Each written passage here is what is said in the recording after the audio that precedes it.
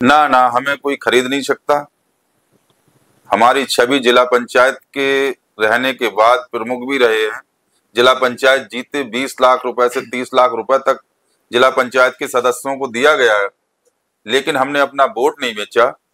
कोई पैसा दे करके हमें अपनी तरफ नहीं। स्वर्गीय श्याम बिहारी सिंह जी थे जी, जो कि एक जमीनी नेता जिन्हें कहा जाए, अगर रास्ते में कोई मिल गया तो अपनी गाड़ी पे बिठा लेते थे। बहुत भले नेता थे, क्योंकि समाजवादी के घर घर में हमारे बूथ अध्यक्ष, सेक्टर प्रभारी तो समाजवादी के होंगे ही, लेकिन हर गांव में आप हमारा ग्राफ जाकर के देख लेना, हमारा घर घर में कार्यकर्ता होगा। नमस्कार साथियों, आपका स्वागत है हमारे एक नए पॉडकास्ट में। और आज हमारे पॉडकास्ट के मेहमान हैं आंवला के लोकप्रिय नेता और समाज सेवी आदरणीय डॉक्टर जीराज सिंह यादव जी। नमस्कार सर। नमस्कार। आप 2022 में भी निर्दलीय चुनाव लड़े, तो समाजवादी पार्टी ने आपको टिकट क्यों नहीं दिया था, उसका क्या कारण रहा? साथियों, समाजवादी पार्टी के जो राष्ट्रीय अध्यक्ष हैं माननीय अखिलेश भैया जी, वो बहुत अच्छी तरह से काम कर रहे थे। उनका कहना था कि हम सर्वे जिसका फर्स्ट आएगा, जो लोकप्रिय चेहरे होंगे क्षेत्र के अंदर, जिन्हें जनता चाहती होगी, उनका हम टिकट करेंगे। लेकिन लास्ट में जाकर के कुछ कारण ऐसे रहे, कुछ बीजेपी के विधायक टूटकर समाजवादी में आए। पार्टी को ये लगा कि ये विधायक जो टूट करके आ रहे हैं ये हमारा बहुत कुछ लंबा फायदा कर देंगे जी। इसलिए कुछ लालच के कारण समझ लीजिए, या उन्होंने सोचा ये प्रत्याशी जीते हुए हैं, हमारी आकर के सीटें बढ़ाएंगे।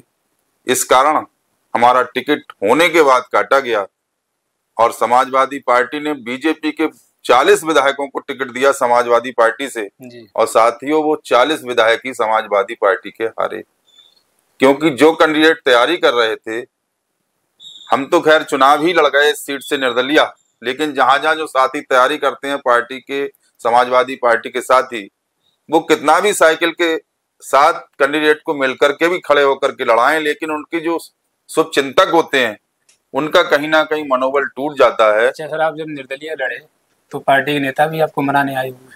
हाँ, पार्टी के नेताओं के फोन आए थे, पार्टी के नेता भी आए थे कि डॉक्टर साहब आप चुनाव ना लड़ें जी, आप हमारा समर्थन कर दें। लेकिन साथियों, कुछ परिस्थिति ऐसी रही और जनता के साथियों का इतना प्यार हमारे साथ रहा कि हमें चुनाव लड़ना पड़ा। फिर इसलिए भी हमने चुनाव लड़ना अच्छा समझा कि हमें अपनी ताकत का पता लगेगा और एक आरोपित होने से भी हम बचेंगे। कुछ लोग ये समझेंगे कि दूसरे जो यहाँ से चुनाव लड़ रहे हैं शायद डॉक्टर साहब को पैसा दे के बिठाल दिया गया हो। इस आरोप से बचने के लिए भी हम चुनाव निर्दलीय लड़े थे। सर आप इस आरोप से तो बचे जी, मगर जब हम जनता के बीच में जाते हैं तो कुछ लोग ये भी कहते हैं कि डॉक्टर साहब के लिए मंत्री साहब ने खड़ा कर दिया। ना ना हमें कोई खरीद नहीं सकता। हमारी छवि जिला पंचायत के रहने के बाद प्रमुख भी रहे हैं। जिला पंचायत जीते 20 लाख रुपए से 30 लाख रुपए तक जिला पंचायत के सदस्यों को दिया गया है, लेकिन हमने अपना वोट नहीं बेचा। कोई पैसा दे करके हमें अपनी तरफ नहीं ले सकता, क्योंकि हम जनता के हित के हैं, जनता का वोट बेच नहीं सकते और कभी भी कैंडिडेट को अपना वोट बेचना भी नहीं चाहिए। अच्छा सर, जब चुनाव के समय पार्टियां जब टिकट बांटती हैं जी, तो वो उस विधानसभा के अंदर ये भी देखती हैं कि कौन सी जाति के लोग या नेता का जो प्रभाव है उसकी जाति के लोग कितने हैं। इनको देख करके भी समीकरण के हिसाब से पार्टियां टिकट बांटती हैं। और सभी राजनेता ये मानते हैं कि जो मुस्लिम वोट है और यादव वोट है वो 90% वोट समाजवादी पार्टी का है। यदि पार्टी आपको यहाँ पर टिकट दे अब की बार विधानसभा के चुनाव में, तो आपको क्या लगता है कि कौन कौन सी जो जातियां हैं वो आपके साथ आ सकती हैं, या आप किन किन लोगों का वोट ले सकते हैं? किस तरीके से आप आगे काम? साथियों,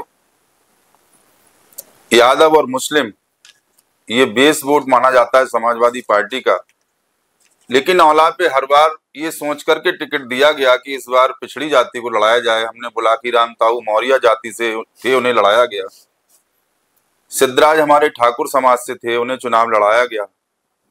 लेकिन साथियों, औला पे हम जो हमारी सेवा चल रही है सन 94 से अस्पताल की, हर जाति, ऐसी कोई जाति का साथी नहीं है, क्योंकि हम ब्लॉक प्रमुख रहे हैं, सत्ता में प्रमुख रहे हैं, सभी का हमने काम किया जी। कभी किसी से ये नहीं पूछा कि आप उस पार्टी के हमारे पास क्यों आ गए हो। सबका जैसे दवा देते हैं, प्यार से हर मरीज का इलाज करते हैं, वैसे ही हर जाति, हर पार्टी के साथी का हमने काम किया है। जिला पंचायत से भी बिना जाति पूछ करके उन्हें काम दिया है। खरंजे से लेकर के सीसी तक हमने अपनी ब्लॉक प्रमुखी काल और जिला पंचायत से बनाई है। साथ ही हम फिर बार बार कहना चाहेंगे, तीसरी जाति को भी औला में मिला दिया जाए। हमारे शर्मा जी बड़े भाई हैं, आदरणीय RK शर्मा जी, वो तीसरी जाति ब्राह्मण जाति से आते हैं और सबसे ज्यादा उनकी हार 18,000 वोटों से हुई, जबकि और कैंडिडेट लड़े तो 3,3600 से 4400 से पीछे रहे हैं। लेकिन हमारे साथ जो हमारा प्यार और जो हमारी सेवा है अस्पताल की तरफ से, हम समझते हैं आदम मुस्लिम तो 90% हमें मिलेंगे ही, लेकिन और जो जातियां हैं उन जातियों में से 50-60% तक हमें वोट मिलेगा। हर जाति में से हमें वोट मिलेगा और हम औला की सीट 2027 में, हमें भरोसा है भगवान पर कि हम चुनाव जीतेंगे। अच्छा सर, अभी आपने RK शर्मा जी की जो बात की, तो क्या आप ब्राह्मण वोट अपनी तरफ खींच पाएंगे, या लोधी वोट है या जो सवर्ण जाति का वोट है जिसके लिए बीजेपी अपना कट्टर वोट मानती है जी, वो आप अपनी तरफ ट्रांसफर कर पाएंगे? हमें पूरा भरोसा है, क्योंकि भाजपा के साथी ये कहते हैं कि डॉक्टर साहब जब आपका टिकट होगा, और जो हमारे कैंडिडेट हैं यहाँ से भाजपा से 5 बार से मंत्री हैं, हमारे पिता के समान हैं माननीय मंत्री जी। माननीय मंत्री जी के कार्यकाल से भी लोधी बिरादरी के साथी भी उनसे संतुष्ट नहीं हैं, लेकिन एक लोकल के नाते कि बाहर का कैंडिडेट कोई यहाँ ना जीत जाए, इसलिए वोट वहां पर रुक जाता है। और मंत्री जी की जाति ही, हमें भरोसा है कि इस बार हर जाति परिवर्तन करना चाह रही है, लेकिन बाशर्ते कैंडिडेट लोकल का हो, समाज सेवक हो, सबकी बात सुनने वाला हो, जिसकी इच्छा विकास करने की हो। विधायक मंत्री ने इतना काम नहीं किया होगा क्षेत्र के अंदर जितना औला के अंदर हमने अपने अस्पताल की तरफ से जो मदद की है। जी सर, आपके ने जो मदद की है, हम जब क्षेत्र में जाते हैं तो जनता इस बात को कहती भी है कि यदि डॉक्टर साहब का टिकट होगा तो हम सोचेंगे, उनको वोट भी देंगे। एक और सर, अभी आपने जो मंत्री जी की बात की, तो अभी जो अपने आदरणीय धर्मपाल सिंह मंत्री जी हैं, जो कैबिनेट मंत्री हैं पशुधन से, तो आवारा पशुओं की समस्याएं भी हैं। तो आपको क्या लगता है कि जो मंत्री साहब वो सही काम कर रहे हैं और आज की सरकार जो वो काम सही कर रही है? साथियों, हम सरकार की बुराई नहीं करते हैं, और जो सरकार कर रही है वो जनता सब समझ रही है। हर नौजवान परेशान है। पशु जो गाय हैं, हमारी पशुधन मंत्री हैं हमारे माननीय मंत्री जी, जिस तरह से सुविधा गौशालाओं में मिलना चाहिए उस तरह से सुविधा कहीं गायों को मिल नहीं पा रही है। हम गए थे गौशाला में, गायों की बुरी हालत है, कमजोर होती जा रही है, चारा पूरा खाने को नहीं मिल पा रहा है। उसके बावजूद भी गाय जो है और बढ़ती जा रही है दिन प्रतिदिन, किसान परेशान है। कार्यकाल हमारे पड़ोस के, हम ज्यादा हमारी बुराई करने की आदत नहीं है, किसी की बुराई नहीं करते हैं। जो जैसा करेगा जनता उसका वैसा ही जवाब देगी। हम जब अच्छा करेंगे, माननीय अखिलेश भैया ने अच्छा किया है, ये विपक्ष के लोग भी नहीं कहते कि अखिलेश जी अच्छे नहीं है। अखिलेश जी, माननीय राष्ट्रीय अध्यक्ष अखिलेश भैया विकास पुरुष हैं, पढ़े लिखे हैं, और जब ही जनता का विकास और रोजगार नौजवानों को मिलेगा, जब उत्तर प्रदेश के मुख्यमंत्री माननीय अखिलेश बनेंगे। और औला का विकास जब होगा, जब हम अपने औला के लोकल के रहने वाले हैं, औला की जनता, हर जाति बिरादरी हमारा एक परिवार है। हमें अपने औला विधानसभा से एक लगाव भी है, मोहब्बत भी है। अच्छा सर, अभी यदि समाजवादी पार्टी आपको टिकट देती है विधानसभा का, और अभी मान लेते हैं आप विधायक बन गए, तो आप आंवला के अंदर सबसे पहले कौन से विकास के काम कराएंगे? आपको क्या लगता है आंवला के अंदर किन विकास कार्यों की जरूरत है? कौन से काम पहले होने चाहिए जिनकी सबसे ज्यादा आवश्यकता है? साथियों, आंवला विधानसभा के अंदर हमारे कई गांव ऐसे हैं जहां पर खरंजे टूट चुके हैं, जबकि विधायक अपनी निधि खरंजों को कोई लगाता नहीं है। अधिकतर लाइटें लगाते हैं ये लोग, विधायक सांसद और जितने भी लाइटें लगाने का काम करते हैं। लाइट लगने के बाद भी जब वो लाइट खराब हो जाती है तो लाइट लोग लगवाते भी नहीं है, लाइटें सब व्यर्थ चली जाती हैं। हम ज्यादा से ज्यादा अपनी औला विधानसभा में जहां जहां गांव में खरंजे हैं उन्हें काला कराने का काम करेंगे। पुलियां टूटी हैं, पुलियां बनवाने का काम करेंगे, रोड डलवाने का काम करेंगे। कुछ ऐसा उद्योग धंधा, क्योंकि राष्ट्रीय अध्यक्ष जी से अच्छे संबंध हैं उनके परिवार से, जब हम यहाँ से विधायक बना करके भेजेंगे तो ऐसा उद्योग धंधा, यहाँ पर कोई फैक्ट्री लगाने का काम करेंगे ताकि हमारे औला के साथियों को रोजगार मिले, पढ़ी लिखी बहनों को रोजगार मिले। औला का चौमुखी विकास, अधिक से अधिक आने जाने के साधन, रोडवेज, बस स्टैंड की बहुत दिनों से मांग चल रही है।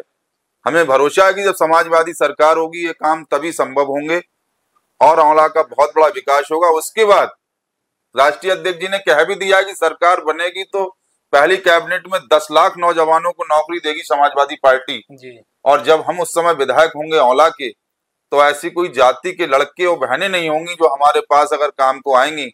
कहीं भी कोई फार्म डालेगा तो हम उसकी भाग करके, दौड़ करके, चाहे हमें लखनऊ जाना पड़े, चाहे स्टूडेंट को साथ ले जाना पड़े, हम उसकी सर्विस लगवाने का काम करेंगे। किसानों के लिए क्या काम करेंगे? किसानों के लिए साथियों खाद, यूरिया, DAP जो भी है ज्यादा से ज्यादा मिला करेगी। समाजवादी ने कह दिया कर्जा माफी किसानों की होगी और बीज से लेकर के सभी सुविधाएं किसान साथियों को दी जाएंगी। और सर शिक्षा के लिए?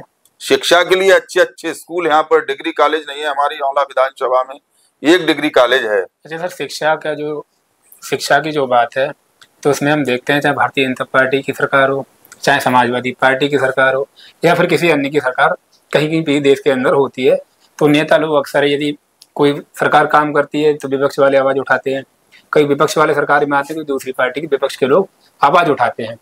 मगर इसका क्या कारण है कि कोई भी नेता, कोई भी अधिकारी अपने बच्चों को सरकारी स्कूलों में पढ़ाना क्यों नहीं चाहता? क्या सरकारी स्कूल में सुविधाएं अच्छी नहीं है? यदि सुविधाएं अच्छी हैं तो फिर नेता लोग अपने बच्चों को सरकारी स्कूल में क्यों नहीं पढ़ा रहे हैं? साथियों, सरकारी स्कूल को ही अच्छा करना चाहिए, क्योंकि उसमें छोटे वर्ग के हमारे गरीब साथियों के अधिकतर बच्चे जाते हैं। टीचर जो रखे जाते हैं उन्हें उनके हिसाब से सैलरी नहीं दी जाती। शिक्षा मित्र थे पहले जी, उन्हें 30,000 रुपए मिलता था समाजवादी पार्टी में, उनकी जो मिलती थी मानदेय मिलता था जी, वो उनका घटा करके 10,000 कर दिया गया है।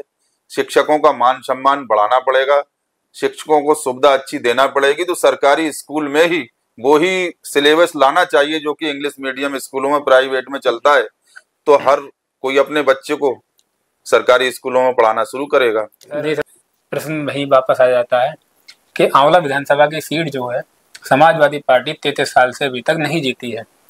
आप समाजवादी पार्टी के नेता भी रहे हैं और आप काफी सक्रिय रहे भी हैं और अभी भी हैं, तो 33 सालों में आप क्या मानते हैं कि पार्टी के हार का कारण क्या है?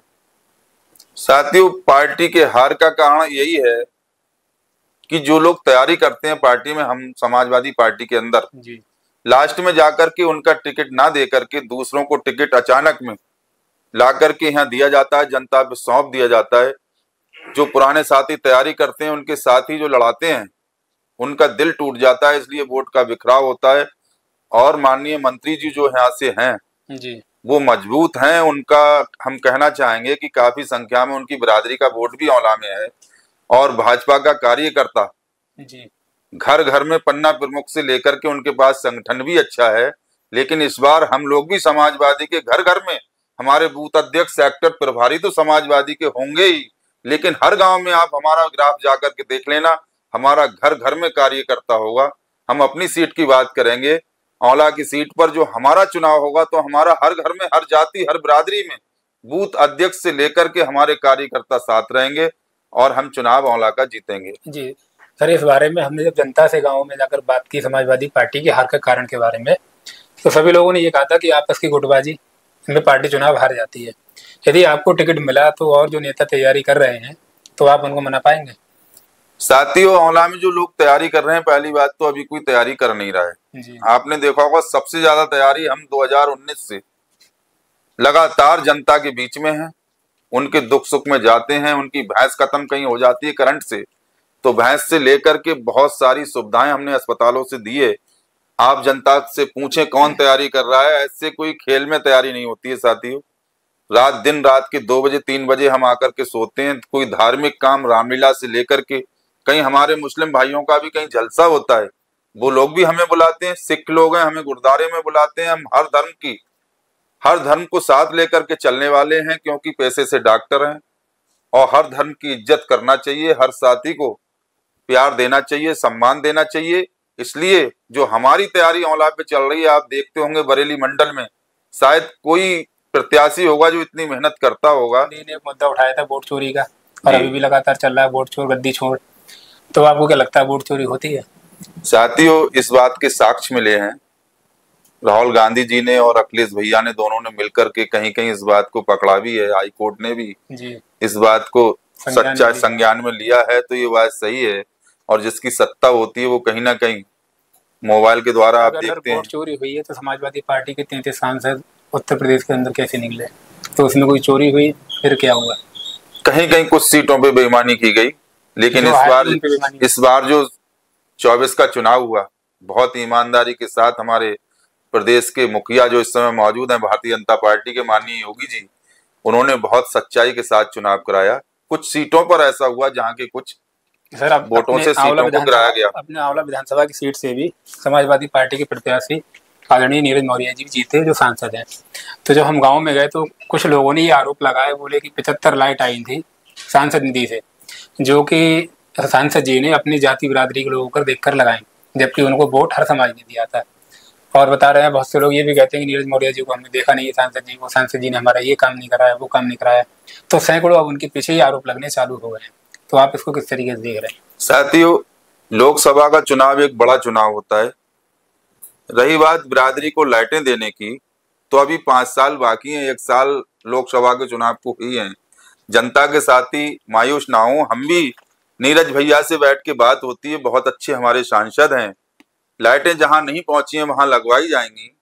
और बिरादरी सबने, सब जातियों ने वोट दे करके उन्हें जिताया है, तो सबका सम्मान नीरज भैया से कह करके वो करेंगे भी, हमें भरोसा है। अच्छे सांसद हैं, विधायक भी रहे, उनकी अच्छी सोच है, लोकसभा के अंदर अच्छी आवाज उठाने वाले सांसद हैं इस समय हमारे सांसद नीरज मौर्य जी। नहीं, जनता ये कहती है सर, आवाज तो हर नेता उठाता है जी, आवाज उठती आई है हमेशा से, मगर काम नहीं होता है। काम साथियों, इतनी बड़ी निधि नहीं मिलती है, बहुत ज्यादा निधि नहीं होती है सांसद की। जो भी है वो काम अब होना शुरू हो जाएंगे और पटल पे आएंगे, काम दिखेंगे भी। आंवला विधानसभा के जो साथी है, जहां हम गांव में जाते हैं, अब तक हम 15 गांव में जा चुके हैं, और सभी लोगों, अलग अलग बिरादरियों के सभी लोगों से बात हुई। तो बहुत से लोग ये कहते हैं नीरज मौर्य जी के आवास पे जाओ तो फोन नहीं उठ रहा है, कभी फोन नहीं उठता, कभी जलालाबाद है, कभी लखनऊ, कभी जलालाबाद है, पता ही नहीं चलता आखिर है कहाँ। साथियों, जनता को हमें कैसे संतुष्ट करना है, और संतुष्ट करना बड़ा मुश्किल का काम है। हर कोई जीराज नहीं बन सकता। आपने देखा होगा, हमारा ग्राफ उठा करके देखें, हमें अपने से मतलब आपके बारे में तो सर 15 गांव में गए, 15 गांव के लोगों ने ये कहा कि डॉक्टर साहब को टिकट मिलता है तो हम उनको लड़ाएंगे जी। आपका तो ग्राफ है बहुत अच्छा अभी आंवला के अंदर। बाकी थोड़ा नीरज मौर्य की तरफ घूम गए थे। अब सर एक आखिरी प्रश्न हमारा ये है कि आंवला के जो विधायक हैं और जो विधायक रहे, उन विधायकों में आपको एक चुनना है कोई, वो ये है, जैसे रहे स्वर्गीय श्याम बिहारी सिंह लोधी जी, और आदरणीय धर्मपाल सिंह मंत्री जी, और आर.के. शर्मा जी। अगर इन तीनों नेताओं में देखा जाए तो सबसे अच्छा विधायक कौन रहा है या कौन है?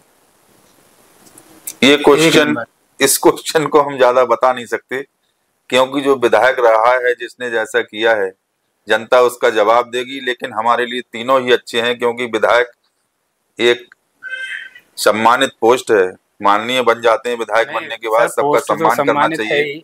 पोस्ट तो क्षेत्र पंचायत की भी सम्मानित है, सभी की सम्मानित है, और जो जहाँ सब सम्मानित ही है। और मगर बात यह है कि जो काम रहा होगा, आपने सबका कार्यकाल देखा होगा। जैसे मैंने स्वर्गीय श्याम बिहारी सिंह लोधी ये कार्यकाल नहीं देखा, आपने देखा है, आपने अच्छे से समझा है, उस हिसाब से मैं ये पूछ रहा हूँ कि तीनों नेताओं में सबसे अच्छा विधायक कौन रहा? सबसे अच्छे विधायक स्वर्गीय श्याम बिहारी सिंह जी थे जी, जो कि एक जमीनी नेता जिन्हें कहा जाए। अगर रास्ते में कोई मिल गया तो अपनी गाड़ी पे बिठा लेते थे, बहुत भले नेता थे। उनसे तो दोनों जो नेता हैं वो श्याम बिहारी सिंह जी से अच्छे नहीं है। ये कहने में कोई गुरेज नहीं है, सच्चाई कहना चाहिए, क्योंकि श्याम बिहारी सिंह जी बहुत भले नेता थे। और मंत्री जी भी अच्छे नेता हैं, भले नेता हैं, लेकिन अब विकास नहीं करा पा रहे हैं। उनका गांव गुलड़िया में भी हम गए थे जी। गुलड़िया में तो हमारा एक बहुत बड़ा, कहना चाहिए, महादेव का मंदिर है, ऐतिहासिक मंदिर है। लेकिन हमारी विचार, हमारी सोच है कि इस बार भोलेनाथ हमें मौका दें तो माननीय अखिलेश भैया को भी गुलड़िया के मंदिर पे लेकर आएंगे, और वहां पर कोई ऐसी चीज गुलड़िया के अंदर बनवाएंगे ताकि बाहर के लोग वहां तीर्थ पे और दर्शन करने आए जी।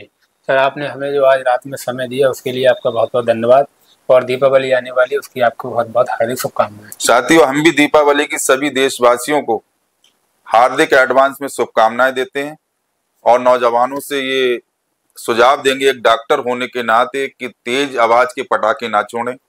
पटाखों को बड़ा सावधानी से, अधिकतर जलने वाले अनारों का ही यूज करें, और दिवाली को बड़ा शांत प्रिय तरीके से मनाएं। लेकिन फिर भी जो समाजवादी के कार्यकर्ता हैं, उनसे हम एक निवेदन करेंगे कि आंवला विधानसभा के अंदर जो हमारे समाजवादी पार्टी के संस्थापक थे, स्वर्गीय माननीय नेताजी, वो ये कहते थे कि दीपावली पे घर घर जाकर के ये देखें कि किसके घर में पूड़ी बनने को पैसा नहीं है, किसके घर में मिठाई को पैसे नहीं है। उन गरीब बेसहाराओं की जाकर के मदद करें। और हम भी दीपावली पर समाजवादी स्वर्गीय नेताजी के पद चिन्हों पर चल करके इस कार्य को करेंगे और गरीब बेसहाराओं की मदद करेंगे।